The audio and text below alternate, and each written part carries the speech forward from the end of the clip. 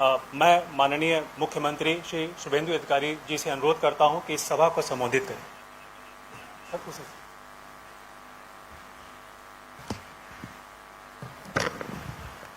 भारत माता की वंदे।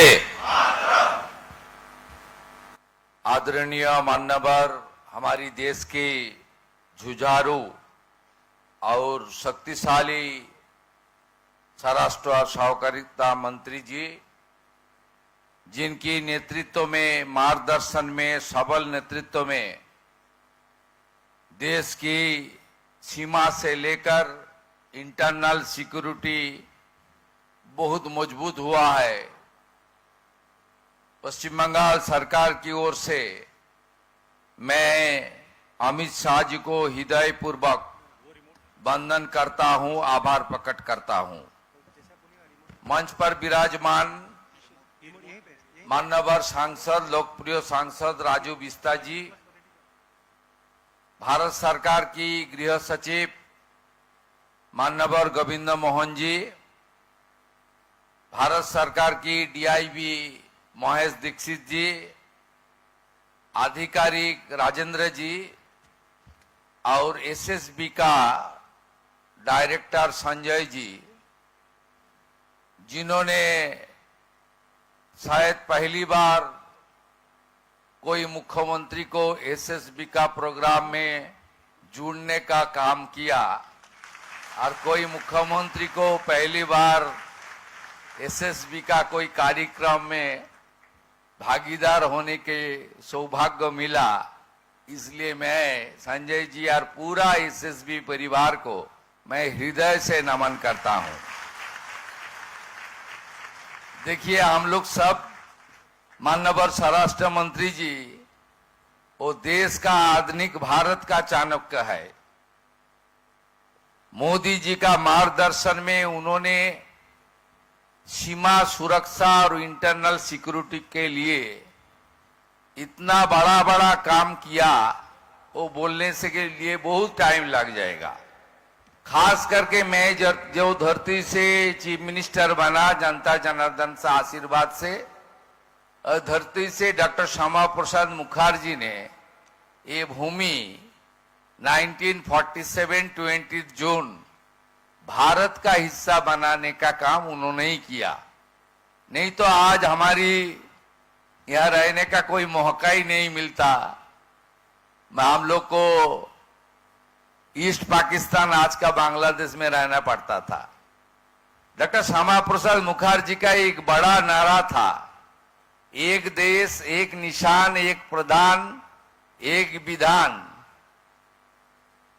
ये 370 और 35 ये काम जिन्होंने किया उनका नाम है श्री अमित शाह जी।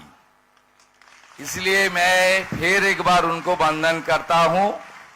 मैं मुख्यमंत्री का नाते, ये 3 महीना हुआ इस सरकार का, नया सरकार का 100 दिन भी पूरा हो गया। हम लोग एक साथ काम कर रहा है। राष्ट्र सर्वोपरि है।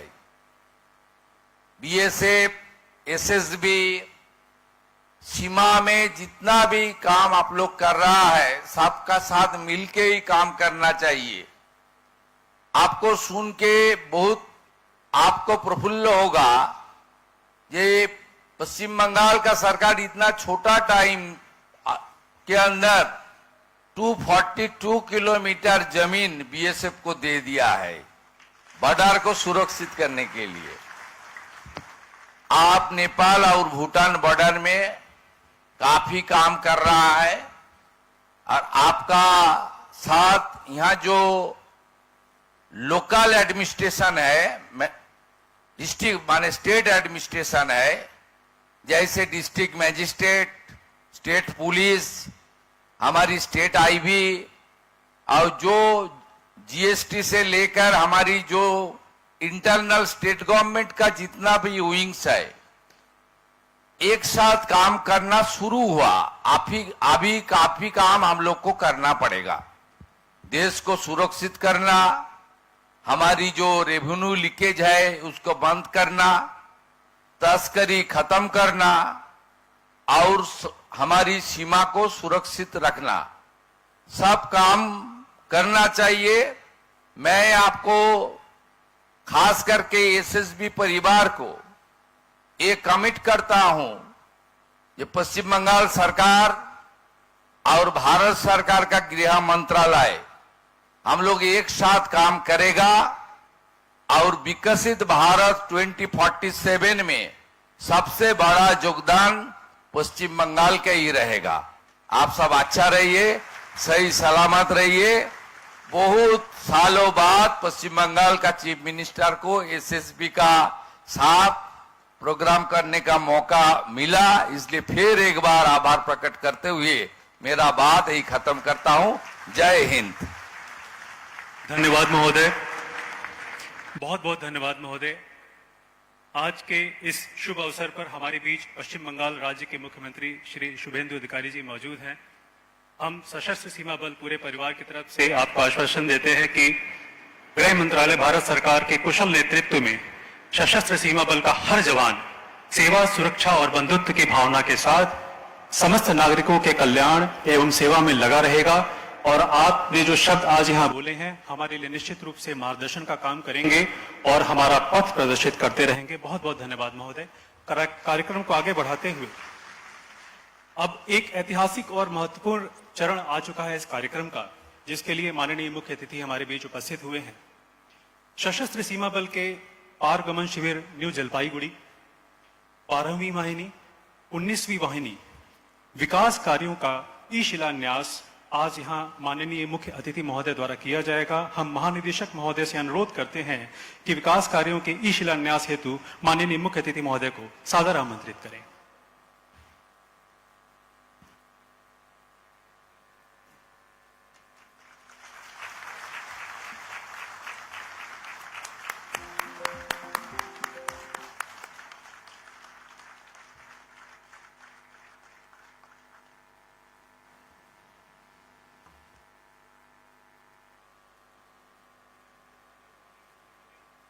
इस प्रकार है।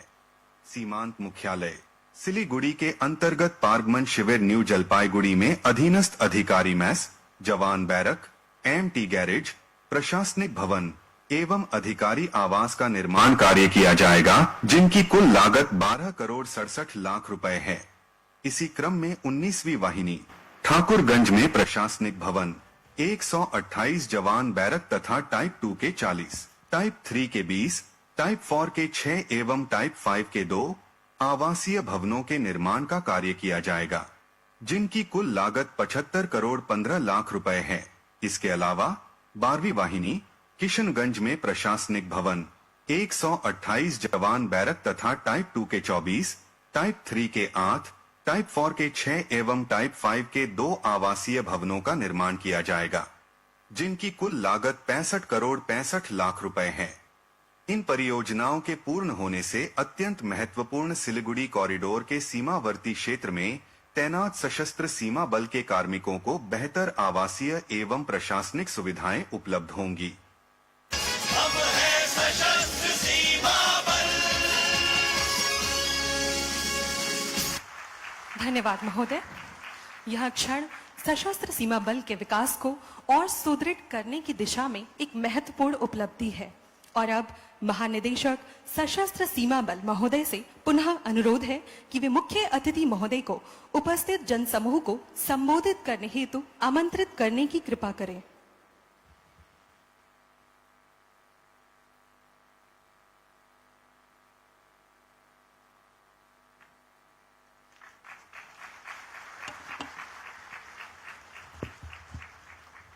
मीडिया वाले सेट कर बैठ जाओ, जरा पीछे दिखाई पड़े जवानों के साथ।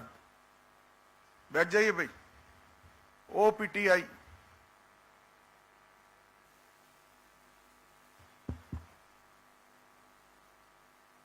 मेरे साथ बोलिए, भारत माता की। मंच पर उपस्थित पश्चिम बंगाल के नवनिर्वाचित और लोकप्रिय मुख्यमंत्री श्रीमान शुभेंदु अधिकारी जी, मेरे मित्र और यहां के लोकप्रिय सांसद श्री राजू बिष्ट जी, गृह मंत्रालय में मेरे साथी केंद्रीय गृह सचिव श्री गोविंद मोहन जी, निर्देशक आसूचना ब्यूरो महेश दीक्षित जी, सचिव सीमा प्रबंधन डॉक्टर राजेंद्र कुमार जी, एसएसबी के डीजीपी श्री संजय सिंघल जी, और आज सिलीगुड़ी कॉरिडोर में यहां पर इस कार्यक्रम में उपस्थित सभी मेरे प्यारे जवान भाइयों और बहनों, आप सभी को मेरा नमस्कार।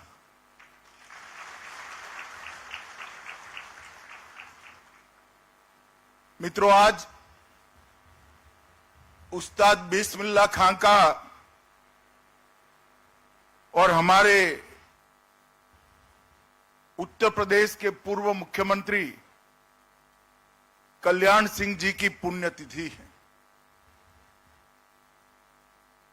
बिस्मिल्लाह खां साहब ने भारतीय संगीत को पूरे विश्व के फलक पर रखने का काम किया था। अपने एक ही जीवन में कई जीवनों की संगीत साधना को निचोड़कर मृत्यु पर्यंत भारतीय राग रागिनी और हमारे शुद्ध शास्त्रीय संगीत को बढ़ावा देने का काम किया। मैं आज इनका एक कोट बताना चाहता हूं कि कितने बड़े व्यक्ति थे। उनको जब पूछा गया, आपने संसद में भी शहनाई बजाई है, कई राष्ट्राध्यक्षों के सामने भी आपने शहनाई बजाई है, कई बड़े बड़े जलसे में शहनाई बजाई है, आपको सबसे ज्यादा आनंद कहां मिलता है? तो उन्होंने कहा, गंगा किनारे सुबह काशी विश्वनाथ की शरण में शहनाई बजाते हुए जो मुझे आनंद मिलता है वो कहीं नहीं। ऐसा उदार और उदात्त व्यक्तित्व जिसने पूरा जीवन संगीत साधना में ही बिताया। मेरे भी एक कार्यक्रम के मंच के पीछे आधे एक घंटे की अल्प मीटिंग हुई थी। मैं तो कभी भूल नहीं सकता। बहुत बीमार थे, सांस फूली जा रही थी, मगर जब राग रागिनियों की बात करी तो बीमार चेहरे पर शरीर का सारा रक्त आकर जम गया और इतने उत्साह से बात करने लगे कि मुझे आश्चर्य लग गया कि संगीत के लिए इतनी गहराई से लगाव इस व्यक्ति में है। कल्याण सिंह जी ने उत्तर प्रदेश के मुख्यमंत्री रहते हुए उत्तर प्रदेश को पहली बार प्रशासनिक रूप से पुनर्गठित करने का प्रयास किया था। वो राम जन्मभूमि आंदोलन के एक प्रकार से आंदोलन शुरू हुआ तब से योद्धा रहे हैं, सफल सेनानी रहे हैं और पूरा जीवन भारतीय जनता पार्टी के विचारों के साथ, देशभक्ति के साथ उन्होंने निर्वहन किया। मैं आज बाबूजी को मनपूर्वक करोड़ों भारतीय जनता पार्टी के कार्यकर्ताओं की ओर से यहां पर श्रद्धांजलि देना चाहता हूं। मित्रों, अभी अभी स्वतंत्रता दिन गया है। स्वतंत्रता दिन मैं भी 2015 से लगातार लाल किले की प्राचीर पर जब जब प्रधानमंत्री जी ध्वज फहराते हैं, वो ध्वज वंदन के कार्यक्रम में मैं उपस्थित होता हूं। मगर इस बार का 80वां स्वतंत्रता दिवस का समारोह कुछ अलग ही था।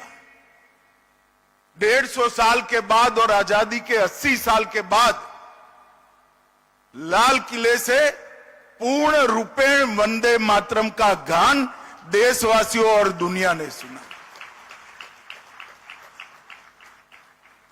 बंकिम बाबू की यह अमर कृति, जिसने हमारे आजादी के आंदोलन में न केवल गति भरी, एक लक्ष्य दे दिया कि आजाद भारत कैसा होगा। एक ही गान से, एक ही पुस्तक की रचना कर उन्होंने तय कर दिया कि आजाद भारत को सांस्कृतिक राष्ट्रवाद को गले लगाते हुए आगे बढ़ना चाहिए। दुर्भाग्य की बात है कि आजादी के बाद भी, देश के टुकड़े होने के बाद भी वंदे मातरम को कभी मन से स्वीकारा नहीं गया।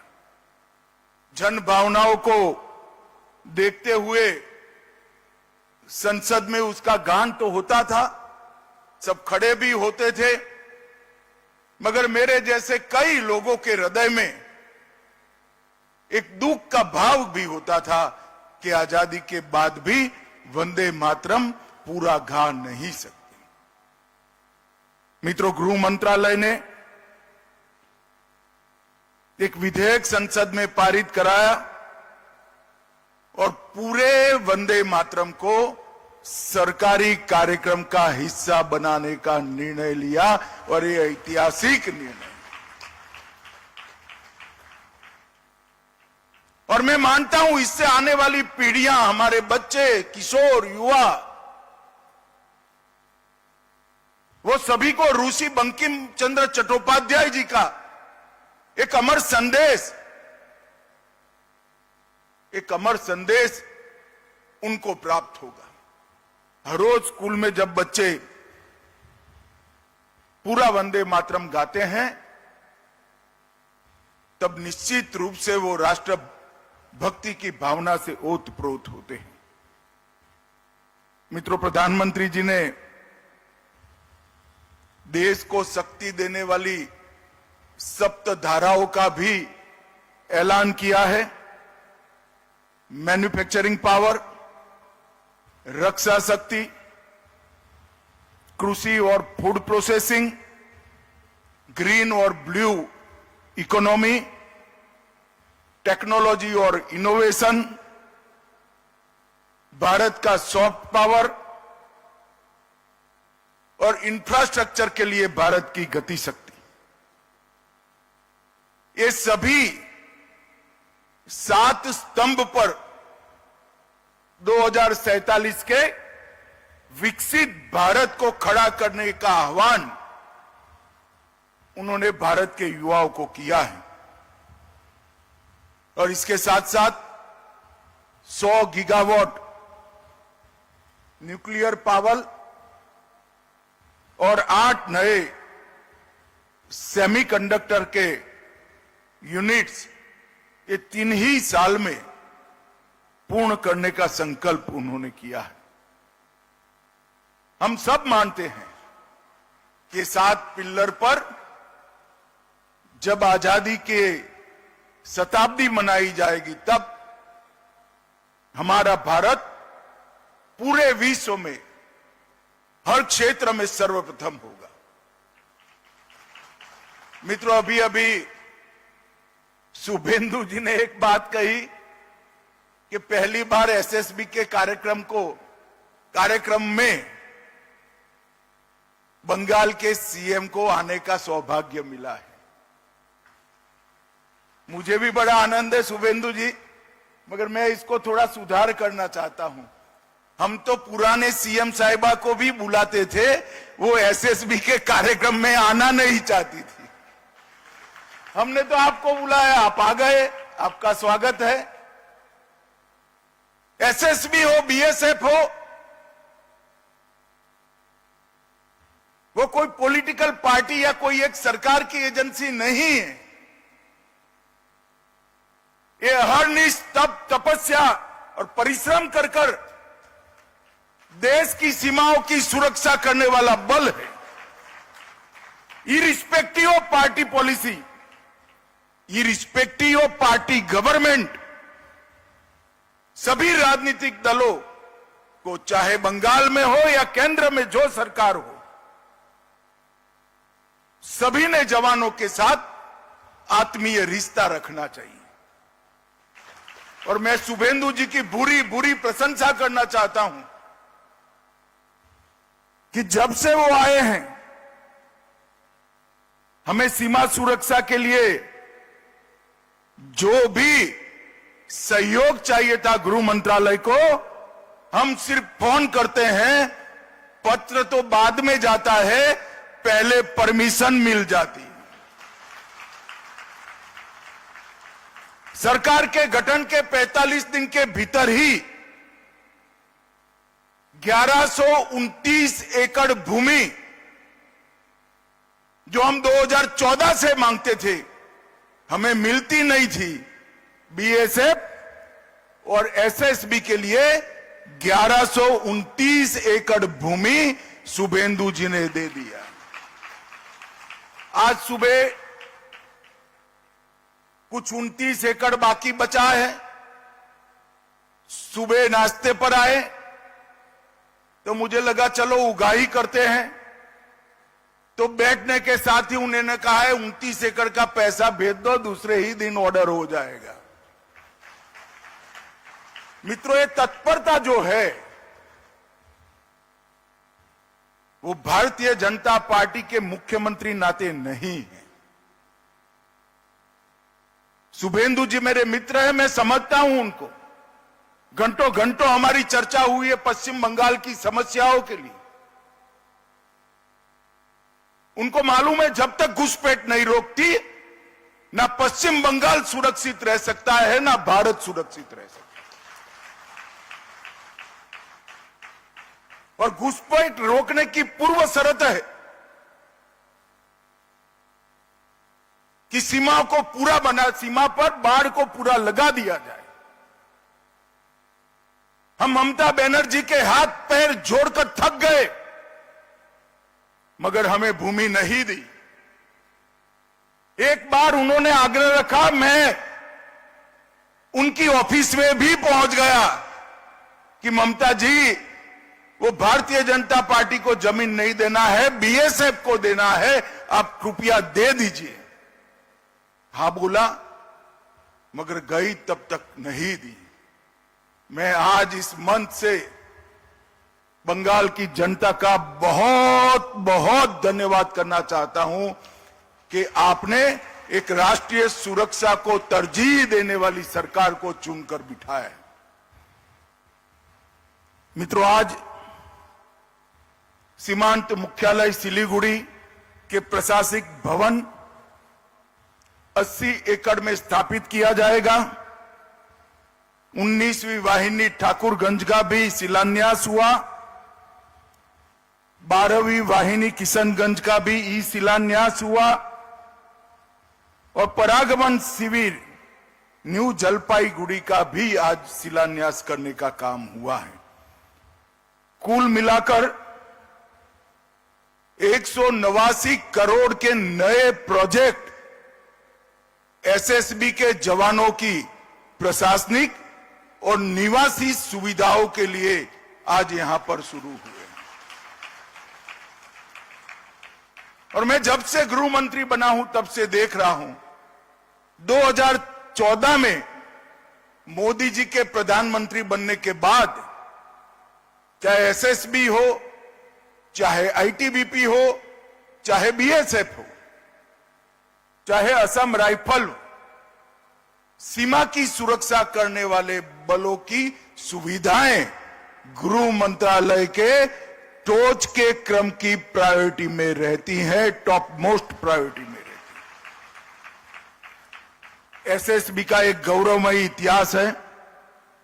65 से लेकर मणिपुर, जम्मू कश्मीर और त्रिपुरा, 75 में मेघालय, 76 में सिक्किम, 85 में राजस्थान और गुजरात और 89 में नागालैंड, मिजोरम और दक्षिण बंगाल तक विस्तरण एसएसबी का हुआ।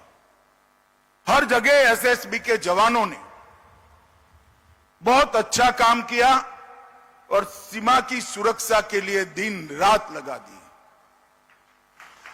मगर जब कारगिल युद्ध के बाद वन बॉर्डर वन फोर्स की नीति अख्तियार की गई, एसएसबी को सबसे कठिन काम दिया गया नेपाल और भूटान के मित्र देशों की खुली सीमाओं की सुरक्षा। 2001 से 1751 किलोमीटर लंबी भारत नेपाल सीमा और 700 एकड़ लंबी भारत भूटान सीमा 2004 से। मित्रों, जहां बाढ़ होती है तब रक्षक की जिम्मेदारी थोड़ी तो कम होती है। रक्षक तो हमेशा 365 दिन चारों प्रहर जागरूक होना चाहिए, परंतु बाढ़ होती है तो फायदा तो होता ही है। एसएसबी के सर पर बाढ़ बगर की सीमाओं की निगरानी है, जो सबसे कठिन। इसलिए जब भी कुछ लोग मेरे पास आते हैं सीमा रक्षा करने वाले हमारे बलों के बारे में जानकारी लेने के लिए, तब मैं हमेशा कहता हूं कि सबसे कठिन काम मेरे एसएसबी के जवानों का है, क्योंकि वो खुली बॉर्डर की सुरक्षा करते हैं और पूरा देश आपके समन्वय को, सुरक्षा के प्रति आपके समर्पण को और दोनों मित्र देशों के साथ हमारे सांस्कृतिक लगाव को बढ़ाने के आपके जज्बे को बहुत अच्छे तरीके से जानता है और उसका सम्मान भी करता है। मित्रों, नरेंद्र मोदी सरकार ने सिलीगुड़ी कॉरिडोर, चिकन नेक के राष्ट्रीय सुरक्षा के दृष्टिकोण को, उसके महत्व को बहुत अच्छे तरीके से पहचाना है। 8 राज्यों को जोड़ने वाला ये अत्यंत संवेदनशील महत्वपूर्ण गलियारा है। 3 अंतर्राष्ट्रीय सीमाएं नेपाल, भूटान और बांग्लादेश, यही सिलीगुड़ी कॉरिडोर को लगती है और एक प्रकार से इसकी सुरक्षा राष्ट्र की सुरक्षा के साथ जुड़ी हुई है। हमने सिलीगुड़ी कॉरिडोर की सुरक्षा को अभेद बनाने के लिए त्रिकोणीय सुरक्षा ग्रिड बनाया है।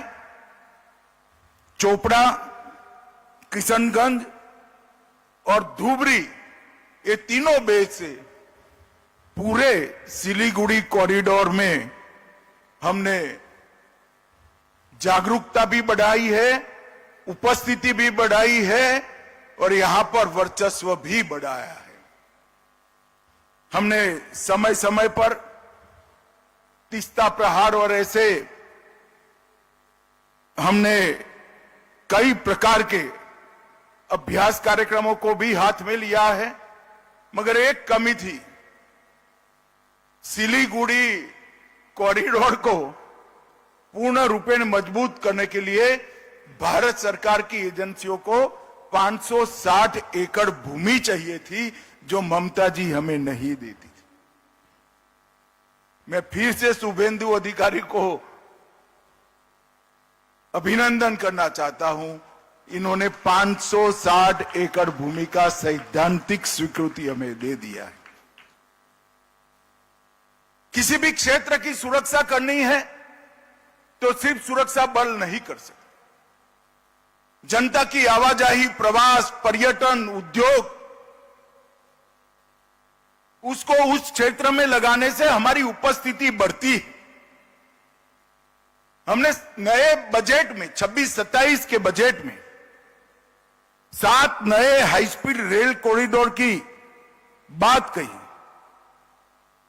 उसमें Delhi Siliguri high speed rail corridor को भी हमने अप्रूव किया है। मैं आज उत्तर बंग और सिलीगुड़ी के सभी निवासियों को कहना चाहता हूं, विमान में जाने की कोई जरूरत नहीं है। दिल्ली से सिलीगुड़ी आप कुछ ही घंटों में पहुंच जाएंगे, सिर्फ 2-3 साल की देरी है। हमने अमृत भारत स्टेशन के माध्यम से सिलीगुड़ी और जलपाईगुड़ी स्टेशन को विश्व कक्षा के बनाए। वाइब्रेंट विलेज कार्यक्रम 2 के माध्यम से न केवल हम गांवों को जोड़ रहे हैं, गांव में बसने वाले भारतीयों को गांव को रोड से जोड़ रहे हैं और गांव में बसने वाले भारतीयों को हम दिल से जोड़ने का कार्यक्रम भी हमने बढ़ाया है। 6,839 करोड़ का परिव्यय की ये योजना एक प्रकार से बांग्लादेश, भूटान दोनों सीमाओं के लिए बहुत बड़ा काम करेगा। सेफ, सिक्योर और वाइब्रेंट लैंड बॉर्डर का हमारा जो कंसेप्ट है उसको हम आगे बढ़ाएंगे। मित्रों, आज मुझे खुशी है कि 190 करोड़ रुपया हमारे जवानों की सुविधा के लिए इन्वेस्ट कर आपकी रक्षा करने की क्षमताओं को बढ़ाने के साथ साथ आपके मन मस्तिष्क और शरीर को भी आराम और काम करने का अच्छा वातावरण मिले, इसके लिए ये आयोजन हुआ है। और मुझे आनंद है कि आज के आयोजन में मुख्यमंत्री बंगाल उपस्थित है, तो हमारे लिए ये भी सोने में सुहागा है। इस मंच से एसएसबी के सभी जवानों को उनकी त्याग, तपश्चर्या, उनका कमिटमेंट, इसके लिए मैं भारत की जनता की ओर से प्रणाम करता हूं और आप सभी को ये नई सुविधाओं के लिए बहुत बहुत अभिनंदन करना चाहता हूं। नमस्कार। बहुत बहुत धन्यवाद महोदय। आपके प्रेरणादायी शब्द हमेशा हमारा मार्गदर्शन करते रहेंगे। अब हम महानिदेशक महोदय से आग्रह करते हैं कि आज के ऐतिहासिक और शुभ अवसर पर माननीय मुख्य अतिथि महोदय को स्मृति चिन्ह भेंट करने का कृपा करें।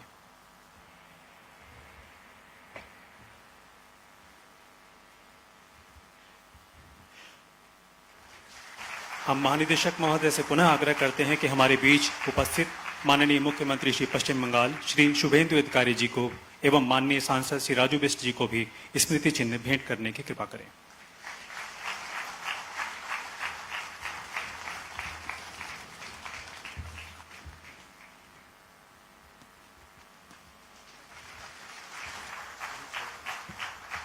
धन्यवाद महोदय। अब मैं श्री वंदन सक्सेना, महानिरीक्षक सशस्त्र सीमा बल सीमांत सिलीगुड़ी को धन्यवाद ज्ञापन हेतु सादर आमंत्रित करती हूं।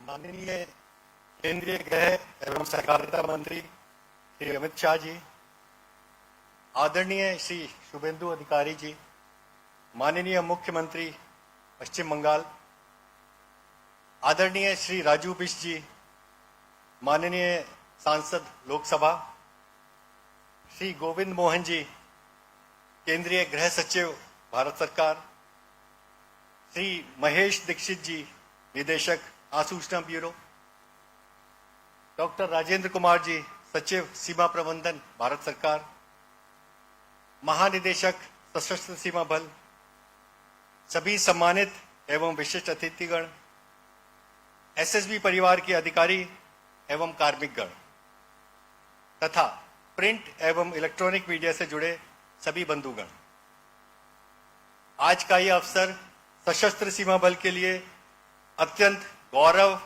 और प्रेरणा का अवसर है।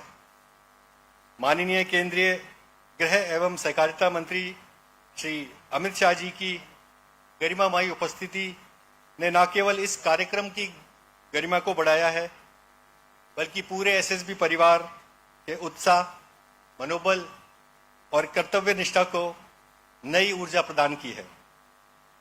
आपकी उपस्थिति हमारे लिए मार्गदर्शन, प्रेरणा और विश्वास का प्रतीक है। माननीय महोदय, आज जिन महत्वपूर्ण परियोजनाओं का भूमि पूजन, शिलान्यास एवं ई शिलान्यास आपके कर कमलों द्वारा संपन्न हुआ है, वे एसएसबी की परिचालन क्षमता, आधारभूत संरचना एवं कार्मिक कल्याण को सुदृढ़ करने की दिशा में महत्वपूर्ण कदम है। ये परियोजनाएं भविष्य में हमारे बलकर्मियों को बेहतर कार्य वातावरण एवं सुविधाएं प्रदान करने के साथ साथ सीमा सुरक्षा और सीमा प्रबंधन की हमारी क्षमता को और अधिक प्रभावी बनाएंगी।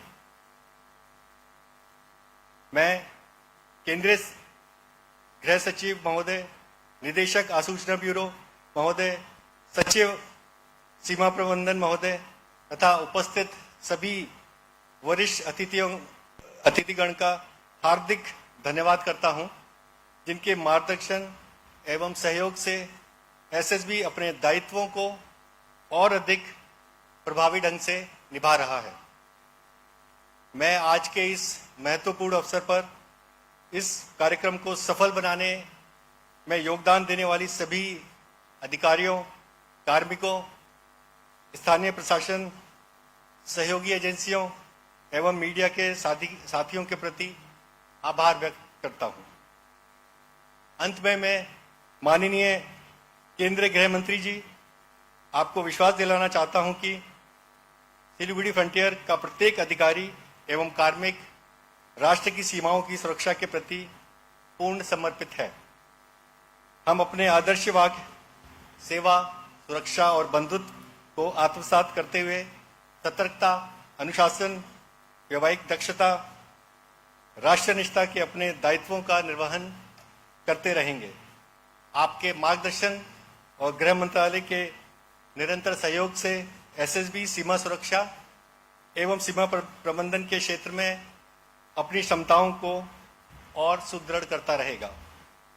इन्हीं शब्दों के साथ एक बार पुनः माननीय केंद्रीय गृह एवं सहकारिता मंत्री जी श्री अमित शाह जी तथा सभी सम्मानित अतिथियों का हार्दिक आभार व्यक्त करता हूं और आप सभी के प्रति धन्यवाद ज्ञापित करता हूं।